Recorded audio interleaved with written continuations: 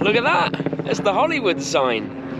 That's amazing. We're going to try and get up there closer today. We're going to try and take a hike up there, and also share our thoughts about how we're going to kind of tackle the Boston Marathon, because we're going to approach it in a slightly different way to New York. But we've got smoothies as well. Let's hike.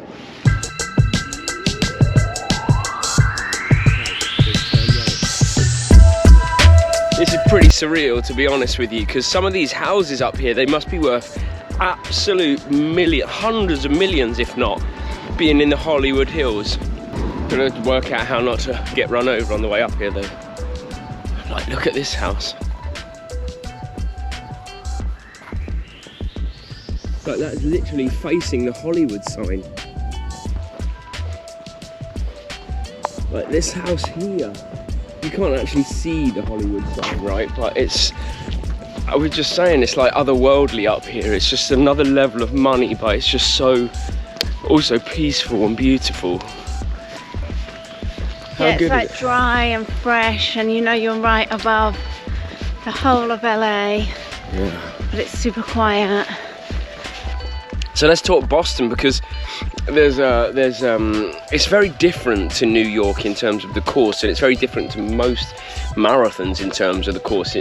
And what I mean is, like, a lot of it is downhill, and you have to actually account for the downhill as well as the up. So we've got like a plan we're going to stick to. Well, we hope we're going to stick to when it comes to the actual running of the marathon. Oh, here we go! Look. Wood.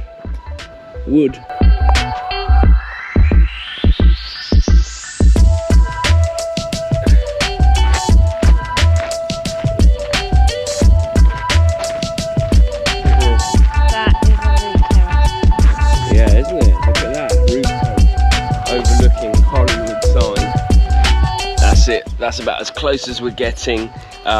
And speaking of hills, Hollywood Hills, see what I did there? The first part of the Boston course is actually downhill. Yeah. So what all of the advice is to not run above your race pace, even though you feel like you could and your heart rate is in control, because what will happen is you will punish your quads too much. It won't be the heart rate that goes, it's the legs that go. So stay at your race pace, and then you'll have something in the tank for the I was about to say for the Hollywood Hills, but it's for the Newton Hills in Boston, right? Yeah. Some of these houses must be worth hundreds of millions, right? Location alone. Look at that house, that's easy hundreds of millions. One day, Rodney.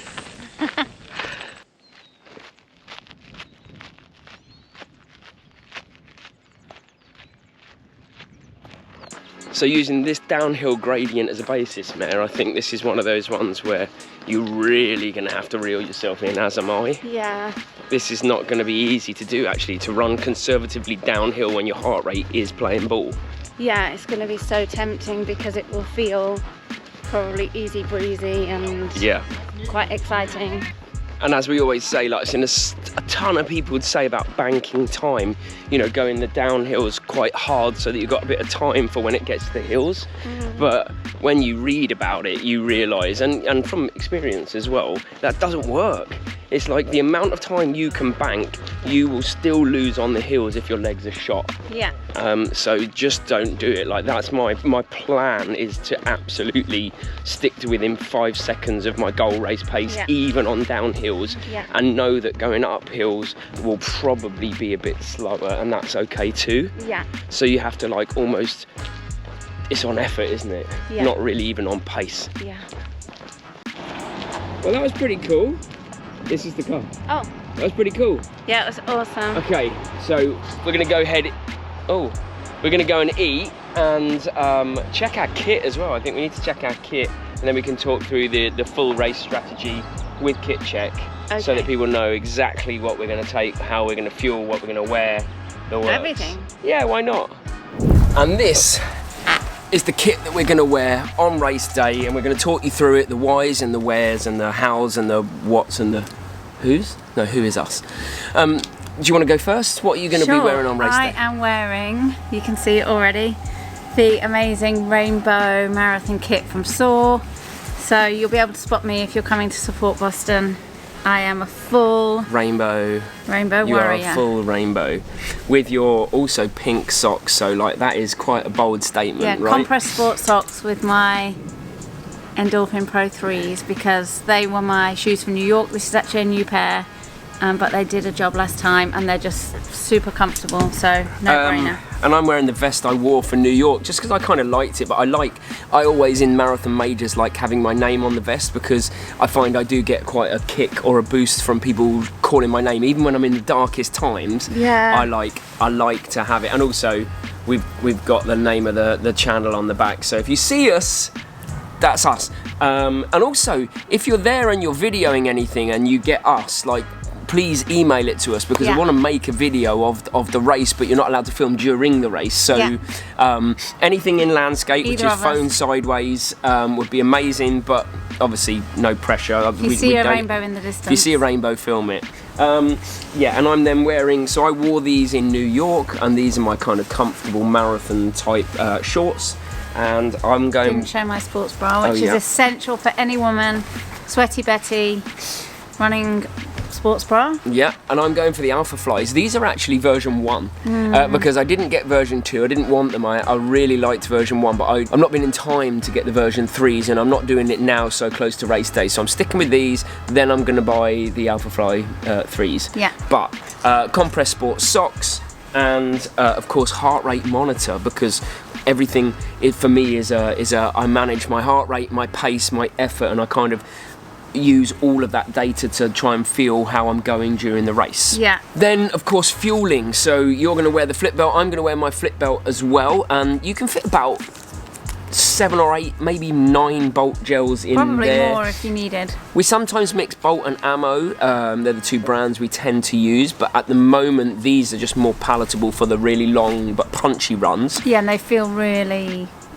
good energy wise. Yeah, absolutely. So we're using Bolt for this race, and the strategy is going to be one gel every 25 minutes plus the gel at the start line. I'm just going to make sure that my levels just don't go down rapidly. Yeah. And you're every half an hour, are you? Yeah, I do every half an hour. I've never done one on the start line before, but I think I'm going to this time because I like the idea of really being high on energy right from the start and never kind of trying to claw back.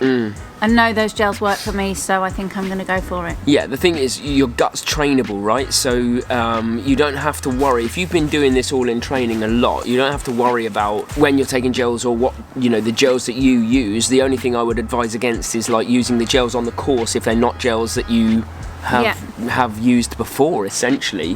So I'm every 25 minutes, Mary is every 30 minutes. And then we're just going to top up the hydration as and when we can at water stations, because we will make sure we're really hydrated before we start. Will be the goal, right? So we pre-hydrate the day before, we drink as much as we possibly can, and then we just continue that on the morning when we wake up, so that by the time we get to the start line, we'll probably need a wee, but we're in a good place and we're hydrated. Yeah. And that's where we want to be. I think that's when you're going to see your performance at its peak, is when you are fully hydrated, ready to go, fully fueled, keeping the fuel topped up. Yeah, and it's not going to be hot, so... No. That sort of helps with the hydration as well. No, and we're going to Boston on Thursday, so by the time you watch this, it will probably be Wednesday, I think. So, we're going to Boston Thursday. If you're there, send us a message so we can say hi. Yeah. Come and find us. We're doing a shakeout run with Believe in the Run, so we're going to their shakeout run on the Sunday. We're doing the Boston 5K on the Saturday. Love the way you're working backwards. Yeah, I don't know why I'm working backwards. And we're going to the Expo on the Friday, so we'll be at all of those 3 places. Come and say hi if you see us. It would be really nice. Like, we know we've got a lot of people that we coach being there and people that we know are there, but we want to say hello to everyone. Yeah, it's going to be a social weekend. It's going to be a super social weekend. We can't wait. And tomorrow we're going for a run along Santa Monica Santa Monica Beach, which will be really exciting as well, and hoping to meet a few subscribers. We put it out there. We've got no expectation of anyone turn up, but if they do, wicked. Alright, run time tomorrow, but until then, we're going to go to bed, get some more good sleep, and then fly to Boston. It's really getting close, Mary. 7 days today. Right, see you tomorrow. Bye.